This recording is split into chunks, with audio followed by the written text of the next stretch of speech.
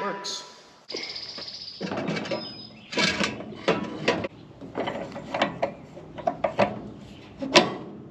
Well, there's been a lot of preparation, a lot of waiting. This hay's taken a little bit longer to dry than I thought I would, but I think today we can finally get the baler out in the field and start baling some hay. That's what's going on today on Farmer Tyler Ranch.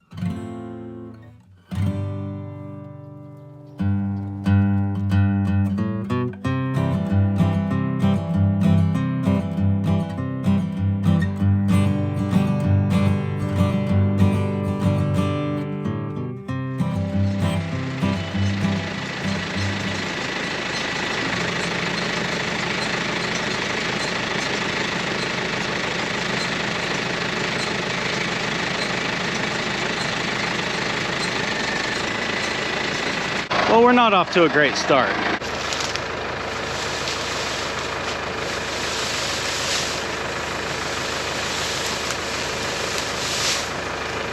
Let's try it again.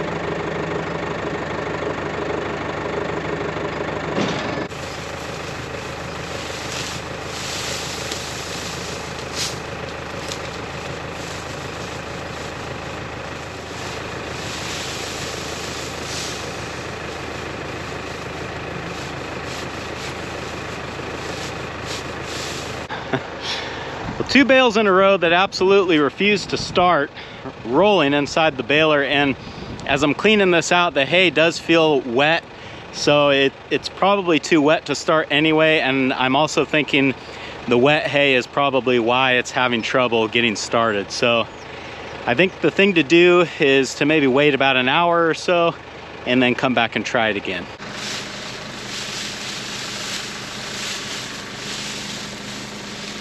Well, it's been a little bit over an hour. We've got a good south breeze today, which means things dry out slowly, which once I'm able to get started, that's ideal because that means that my baling window is a little bit longer.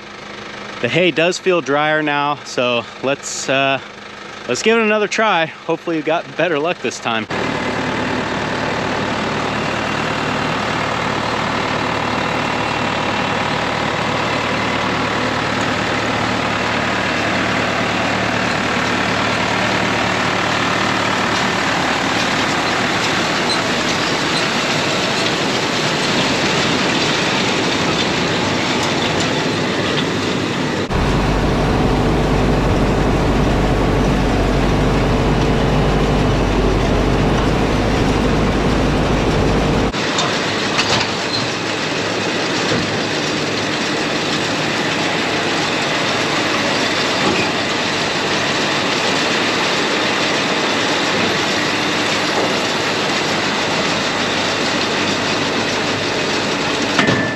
All right, that's a little more like it. Let's get the probe out and see what this thing tests at.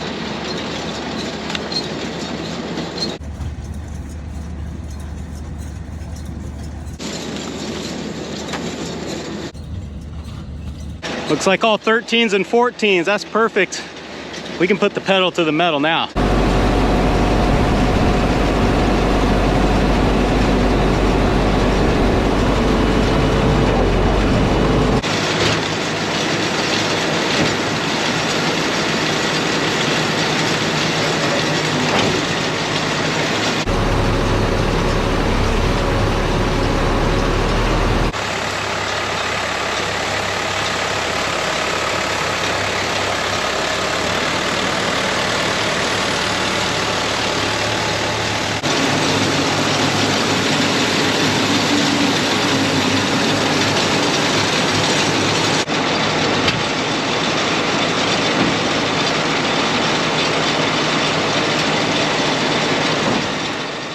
Well, I got to call it here for today. When we started, the hay was probing around 14.5% moisture, and I was watching it pretty close at the end, and I quit when I got down into 10% moisture. That is a little bit on the dry side for sure.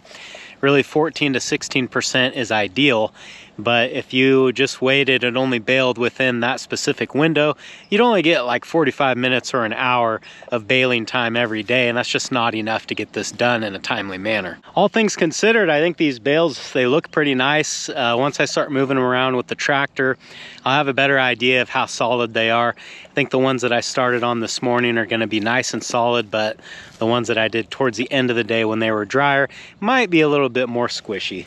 In total, I got 77 of these 4-foot round bales made today, and that's about a fourth of what I need to fill my barn. And I don't think I'm a fourth of the way done. If the crop is more or less consistent across the field, then I think we'll be all right. But you know, you can't count your bales until they're in a bale, you know what I mean? I'm debating, I might come back later tonight and go on this a little bit more.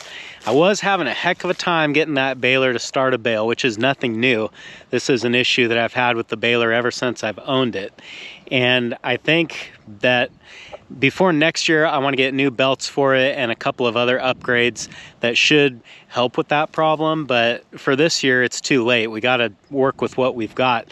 And I've been working on some different techniques of getting the bale started, and I found one that seems to be working good today at least. It may not work tomorrow, it may not work tonight, but I've noticed if I idle the tractor down to about 1,000 RPM and lift the pickup about halfway up, go into the row in second gear, and it seems to start pretty good that way. Once it really starts establishing the core of the bale, I can lower the pickup down to the ground and rev the tractor up a little bit and go. But it's just getting that bale to start rolling in that chamber is where I'm having trouble. The bed liner on the starter roller did not seem to do one single thing. I don't notice any difference at all with that. And actually, I just got done blowing out the baler, and pretty much all the bed liner has worn off of that anyway. So if anyone was watching and thinking they might want to try that idea, I don't recommend it.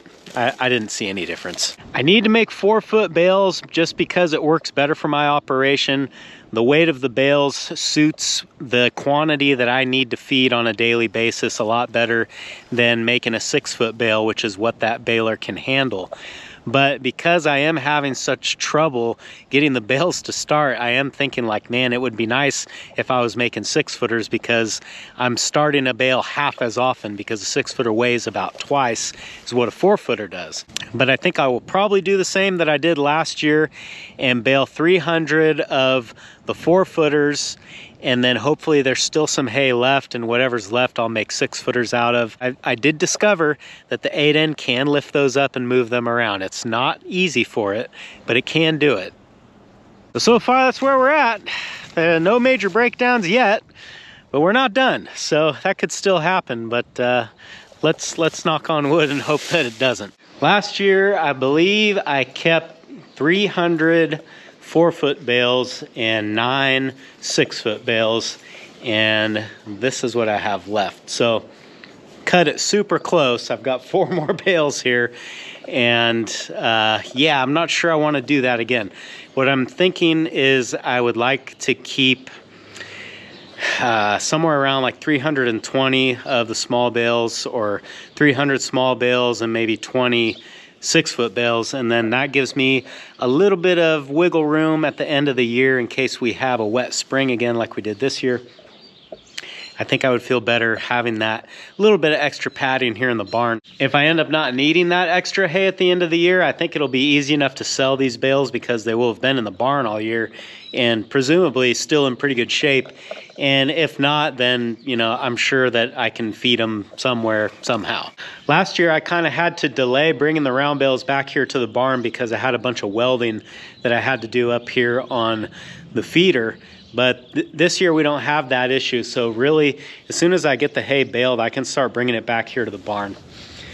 I need to move these last 4 bales out of here because I don't want them to be buried in the back. I'd rather have them outside where I can either feed them over the summer if for some reason I need to do that, or if not, then these would be the first ones that I could start feeding in the fall. With all that being said though, there is one little job that I might want to try to do before I start putting hay in here. Actually, two jobs. I just thought of another one.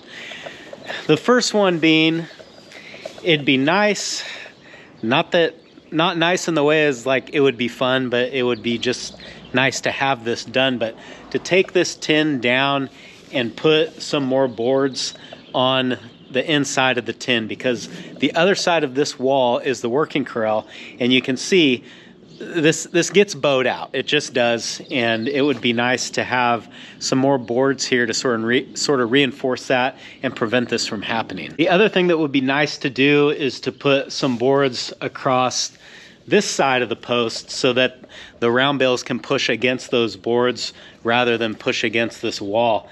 I did an okay job of stacking this, but when you're loading a barn, you kind of have a tendency to always be pushing, you know, and what can happen is the bales can start kind of resting on this wall, and that's just not really ideal. But if I had some good heavy timbers going across here, then the round bales could push on them, and I think that would be fine. The smart way to tackle this would be to come work on this in the morning when it's too wet to bale, start getting all this tin pulled down, and then next time I'm in town I could get boards to put across there, then start putting the tin back up. But if I know me, I'll do it the hard way. And really it would be probably a bad idea to do that before I work all the cows and the calves for their spring vaccination, castration, all that stuff. I should probably do that first, and then I won't really need to use that working corral for that kind of a job. So as you can see, it's just a balancing act, you know. One thing has to happen before another, but that's just the way it goes.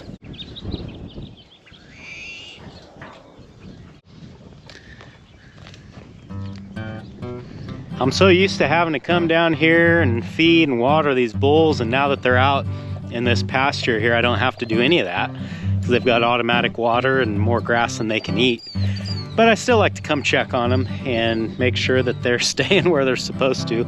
So far we haven't had any breakouts and everybody's behaving themselves, and hopefully that trend continues. So I think that's gonna do it for this one. Thanks for hanging out with me today, guys, and I hope I'll see you again on Farmer Tyler Ranch.